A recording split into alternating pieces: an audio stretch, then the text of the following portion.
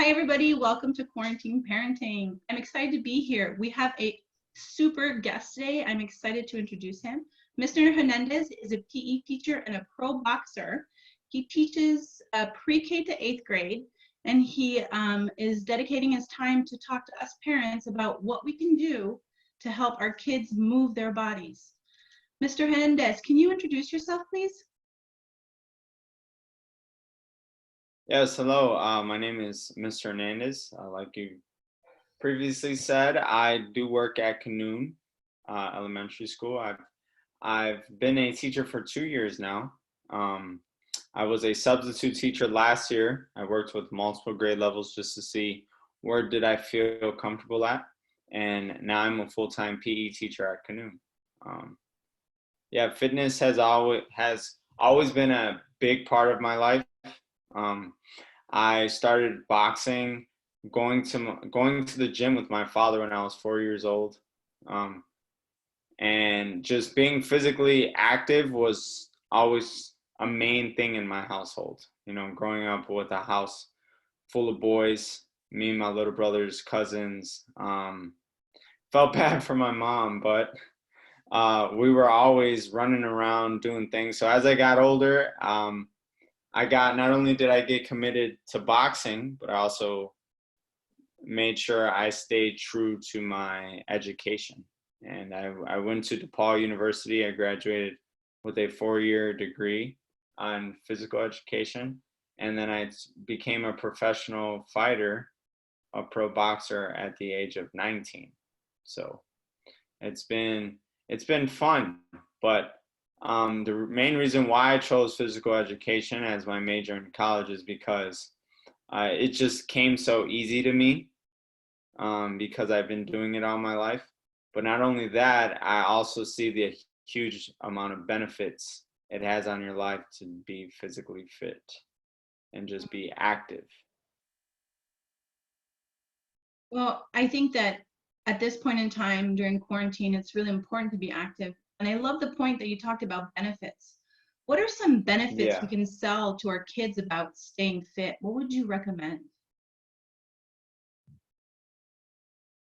Um, it's just a lot of the time what I tell my students, especially in middle school, is that they just want to feel good about themselves, you know? And a lot of kids in that grade level, they don't they believe that they're always going to have the mindset that they have now in the future.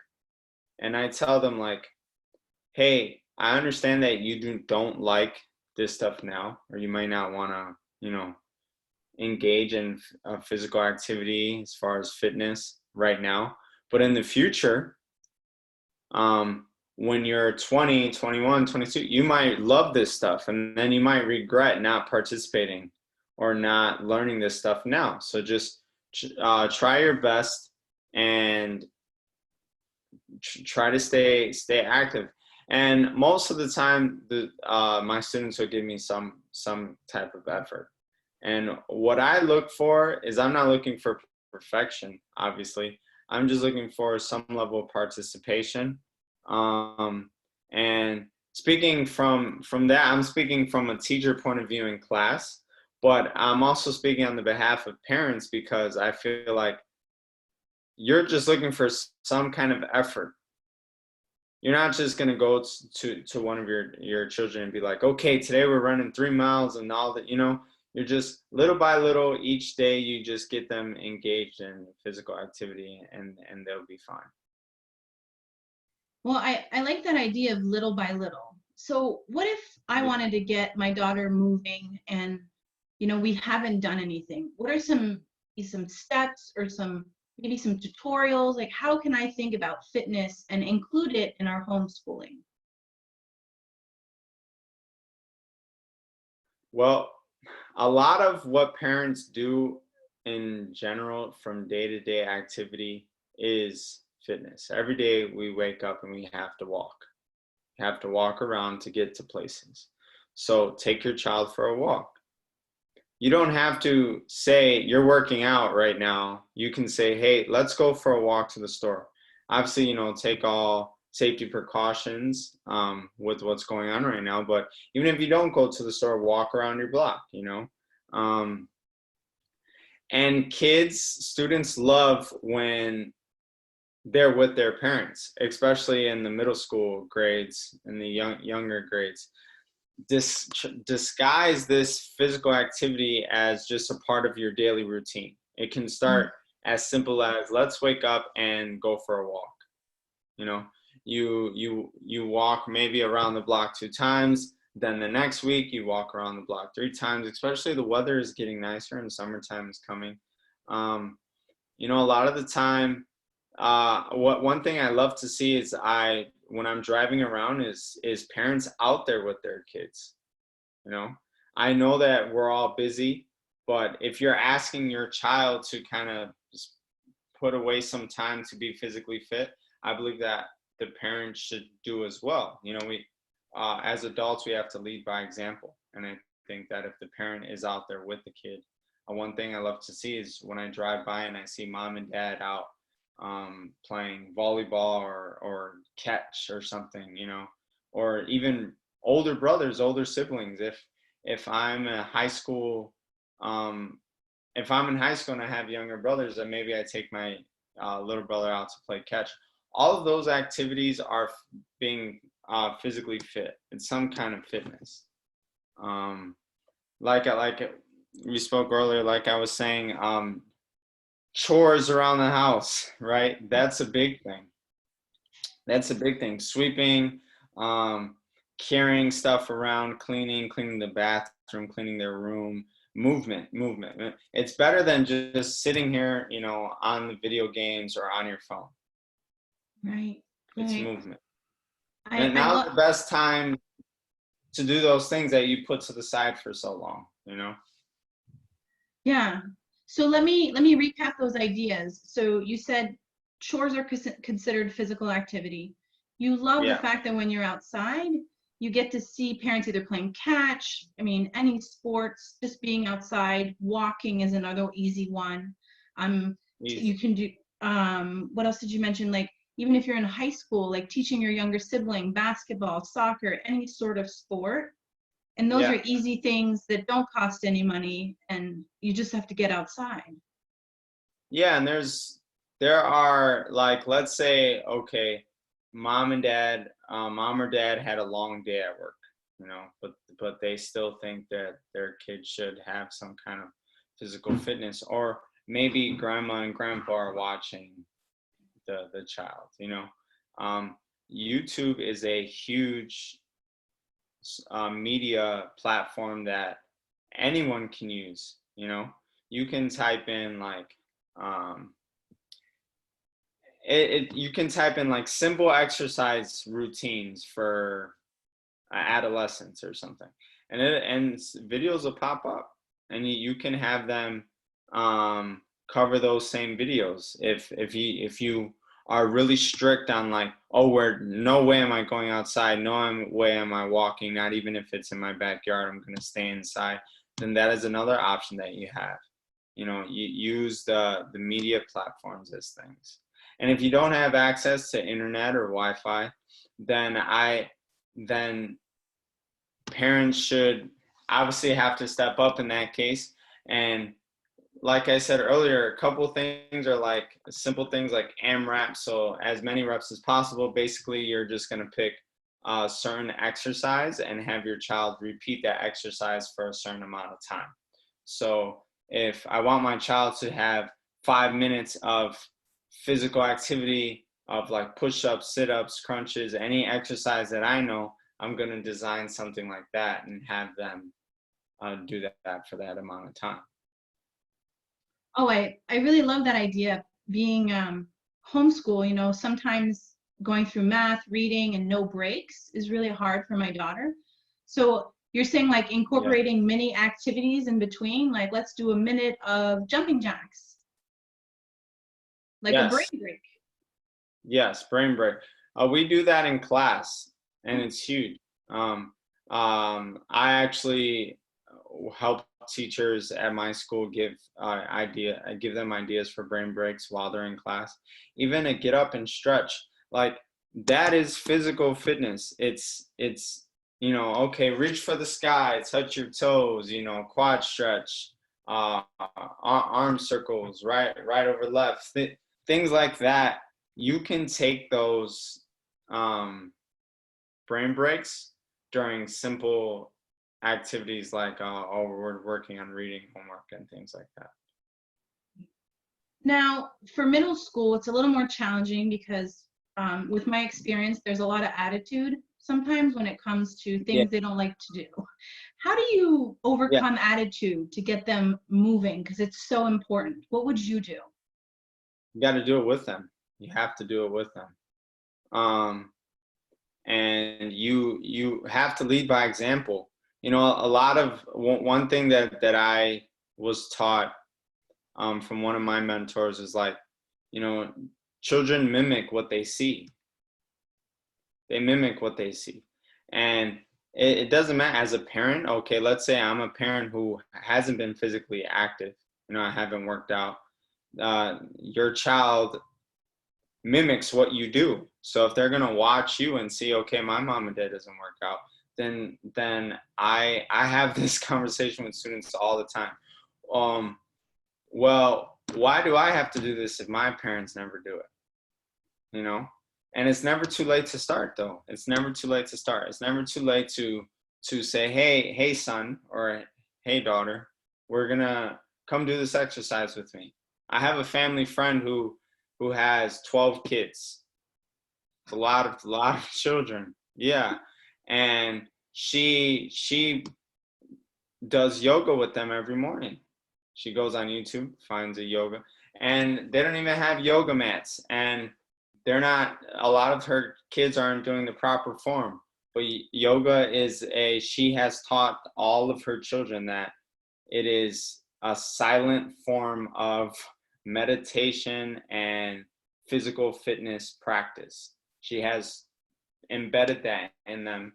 And of course, at the beginning, it was tough, but now they know. So even that's like a brain break for the mother as well, while she's working with her kids. But over time, they get better and they get used to it. And for those middle school children with the attitudes and things like that, if they see you do it, most likely they're going to follow. It might take a while. It's not going to happen right away, but you can try. And like I said earlier, trying to disguise these activities, trying to disguise them. Obviously, you're not going to wake them up and say, let's do 10 push-ups together. No, like wake them up, say, today we're going to go for a walk. I got to walk the dog. I want you to come with me. Talk to them about their day. Make them not think that they're doing fitness, that they're just walking with mom or dad or grandma or grandpa. But in reality, you can go out there and walk 2 miles, and that is great. That is very beneficial for any student. Yeah. I love what you mentioned. So it's really important to be consistent in your behavior, just not try once, keep trying with your kid. You have to model the behavior. That's super important. It sounds like too, start small, like be realistic, and you really don't need any material, no gear required. Like yoga can be done on the floor. Yeah, yeah, look, I've learned that with boxing. I'm here in the United States, and our country can be crazy at times, but we do have access to a lot of good things here. And if you see the boxing gyms we have here compared to the boxing gyms in like Cuba and things like that, they're outside, they have no materials, you know what I'm saying? But they still find ways to maintain that to be physically fit. And that's one thing about sports that I love, is here we'll play baseball with a baseball bat and a baseball, right? If you go to Puerto Rico, you'll see kids playing baseball with a stick and a roll of tape that they jumbled up, right? It's about letting them explore and not making this idea of being physically fit forced on them, you know? And I just think that's important, and you don't need much. Right. I think that's really powerful, that we really don't need much. It's about being creative, using your imagination and moving your body. And it doesn't take gear or $1,000 equipment. Like, you can just use anything, right? And those are great examples. Yeah, good. Now, I remember when I was little, my neighbor, he had this like empty box, and he put a weight inside of it. It was like a 20-pound weight to hold the box still. And he put it in the middle of the sidewalk, and we would have to bounce a basketball and try to get it into the wood and into the box. And the person who can like get the basketball into the box successfully from like 10 feet away would win the round. And this was a game that he completely made up by himself with an old box and a weight that he never used. So it's just about being creative and not overthinking it, you know? right. I love that. Simple, like really bring it back to simple, easy to do, and something you're going to stick to. Yeah. So, Yeah, because all day they're doing crazy activities, right? With the math, the reading. If you make this another like mandatory thing, it's not going to work. right. And my challenge would be like, and I think a lot of parents is, how do we stay motivated? Like, we have all this stress, pressure, working from home, homeschooling. What do you do for yourself to stay motivated? Because fitness is a part of you, it's your identity. How do you stay motivated throughout this time? You have to take care of yourself. You have to take care of yourself. And this is why physical education in my eyes is one of the most important subjects in schools, because it's teaching you how to be a thriving, healthy human being. So a way that I take care of myself is during these times, I still make sure I'm getting enough sleep, you know? And it's easy from my perspective because I don't have any children. So, you know, I know parents are like, yeah, but you don't have any kids. And I understand that they have a lot to do. But if you want to feel better about yourself, you have to make these guidelines and stick to them, because it is tough times. And now parents are having to take on this new role of being the teacher at home. And it's very, very complicated and difficult. And I understand that they're going through a lot. But the way I would recommend them is find small areas in their day where they can have that me time. You know, if they are a working parent and they're driving to work, instead of listening to the radio or always having your brain working constantly and taking all of this information, give your brain a break. Shut off the radio, drive in silence, and just breathe. And you feel so much better. Something as simple as that is like that mindfulness meditation, that thinking about how do I feel right now in this moment. Identify your stresses of the day and just accept them and let them go. Learn how to be present. You know, a lot of the time we're driving to work thinking about what we're gonna cook for dinner that night. You know, it's not even dinner time. So why are you feeding that information into your brain right now? Little things like that. And guess what? That's not even that's not even like a physical exercise. That's a mental exercise that's going to help you tremendously for parents. So that's my advice, is just to do things that you have to make that time for yourself mentally each day. So I captured that it's really important to take some me time throughout the day as a parent, so that you can have a moment to have a clear space, be mindful, really identify your stressors, stop the noise. And I love what you said about guidelines. So creating guidelines that you can follow, like get enough sleep, like spend some time moving your body. You know, it's all small steps. Stay hydrated. Hydrated, Yeah, that's like, important.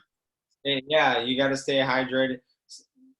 It's crazy. I have a lot, you know, I had a cousin come over the other day and he goes, man, my back's been hurting. I said, oh, okay. He's like, I think I may have pulled a muscle. I said, well, what have you been doing? I just been sitting down playing video games all day. It's like, that's why your back hurts, dude, because you're just sitting down, you know? And it's the same thing. That's so relatable to every situation because, like, oh man, I have a headache. I'm not, I don't feel well. I'm so tired. Well, maybe because you're not sleeping, you're not drinking enough water, you're not eating correctly. All those little choices that a lot of the time we don't really stop to think and digest deplete our energy. You know, if I wake up and I'm breaking my fast from sleeping, instead of, you know, having that just a morning cup of coffee and just running to work and not consuming anything like a granola bar or maybe a banana or something, that's doing more harm to your body. You're just, you know, fulfilling yourself with all this caffeine to try to get you through the day. Little choices like that is what I'd say would help parents adapt to the crazy times we're in right now. Yeah, I like that. I like the idea of like making sure our kids are hydrated, you know, especially with kids playing video games. Even parents sitting in meetings all day, standing up, stretching is really important. And then it's really focusing on what your body needs. Yep. Good. So why don't you run us through, give us some ideas of like, how do you fit in some health guidelines during your day and some fitness routines? What are some things that you do that we can relate to? Well, okay, so for fitness, I'll give you two examples. So before quarantine and the coronavirus situation, I had to work at the school, and then I had to work after and then work out. So I had a long day as well. So my me time that I would make was at like 4 a.m. I would wake up at 4 a.m. and everyone else is sleeping at 4 a.m. So you have time to, I tell you what, waking up at 4 a.m. is not easy, right? But when you're up and you're out and about walking around your house getting ready, you find this moment of peace that you're not going to find throughout your day because no one's up. It's just you, and that's your me time. And what I would do is like wake up at that time, go for a run, or sometimes I would have strength and conditioning. And that would be a huge start to my day. In my head, I was thinking, man, I'm going to be so tired at work, working with kids.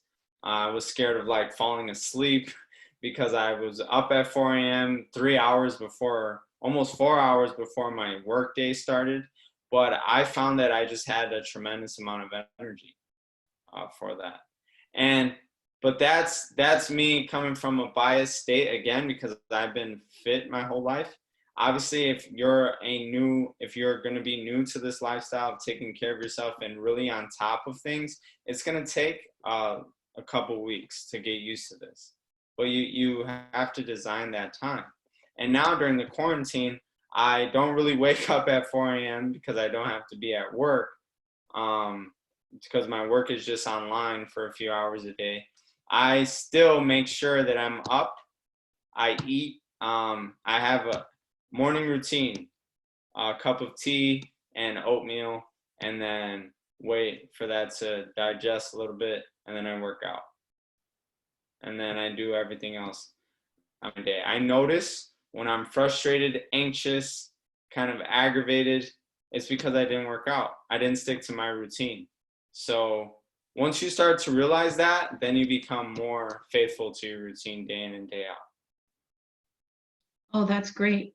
I think it's really important, this point about pulling in the social emotional learning components to fitness, how you said that when I feel anxious, frustrated, or any negative emotion, I know it's because I didn't work out. I didn't move my body.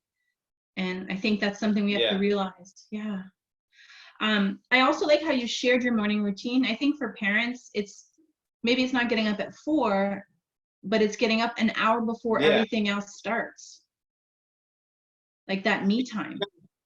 Yeah, find that even if it's not that early, like even 30 minutes or something. It's just the time where you can sit down and give your body a chance to wake up, give your mind a chance to wake up.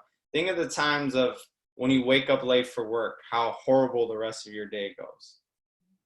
You know, because you're filling your brain with all of these like toxic chemicals of I have to rush, I got to do this, but when you actually give your brain a chance to wake up and process what's going on, it's going to be very beneficial. And let's be honest, the parents out there, they are the most important factor of this whole thing, because what they do is going to rub off on their children, and that's how their children are going to react to this being physically fit.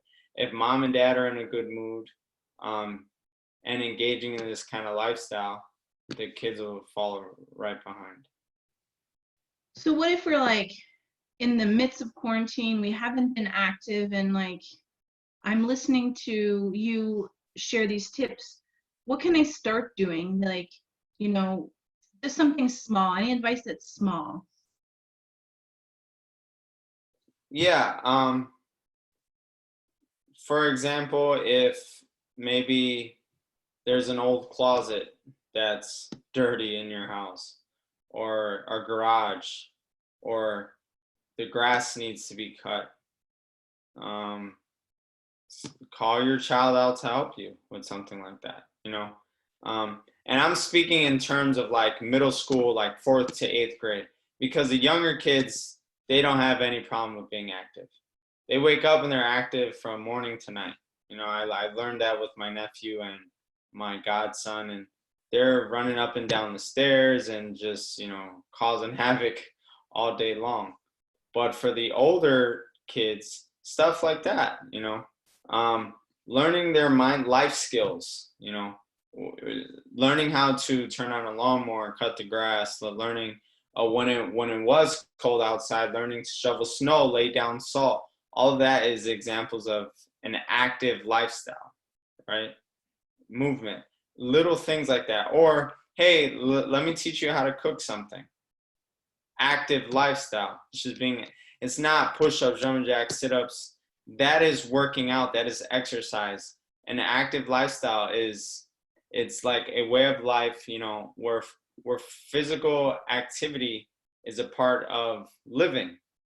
Yeah. And we need things like that to live.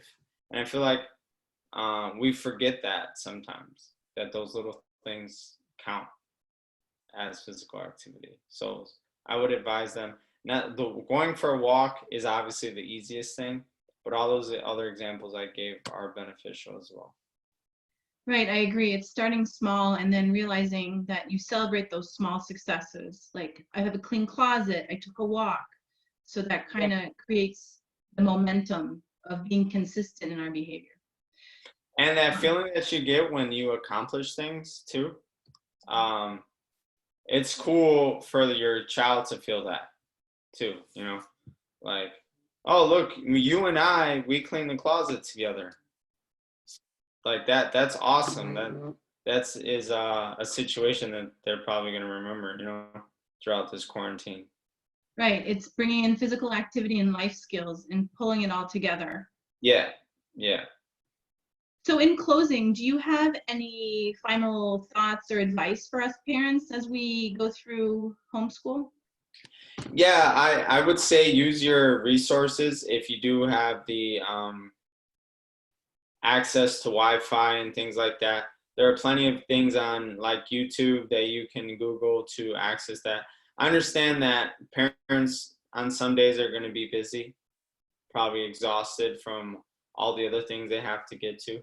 And it's not about like, they have to remember being physically active 1 or 2 times a week to start is better than 0 times.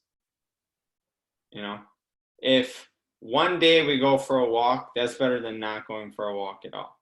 And maybe next week you start 2, 3, and you'll find that when you slowly build that into your routine, you're going to need that as a part of your daily routine, because you're going to realize how good that makes you feel.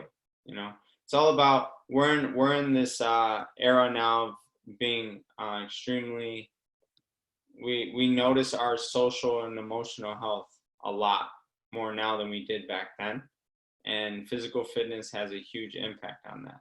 And the last thing that I'd recommend is there's this Open, OPEN. You can just put like open for PE teachers. It'll open the website on the internet, and it'll show you programs for your kids, games that they can play, activities, links, bunch of links, and you can pick what grade level they're in. So if you go like, oh, okay, my child's in 4th grade, you click on the 4th grade and it'll give you a whole bunch of activities. Again, that's Open, OPEN. And I strongly recommend that website. The website is actually Open, OPEN, PHYSED.org. And there's a lot of activity on there that parents can use. Oh, great. Great. Thank you. So I'll make sure that I put that link in our channel so parents can access it really easily. I want to thank you for your time, your advice, and all the resources you shared. As a parent, this was super helpful. And especially for educators that will be listening to this, is how to encourage us parents to get our body moving so our kids are moving their bodies too. So thank you so much. No problem. No problem. Okay. I'll talk to you soon. Thank you. Bye. Take care.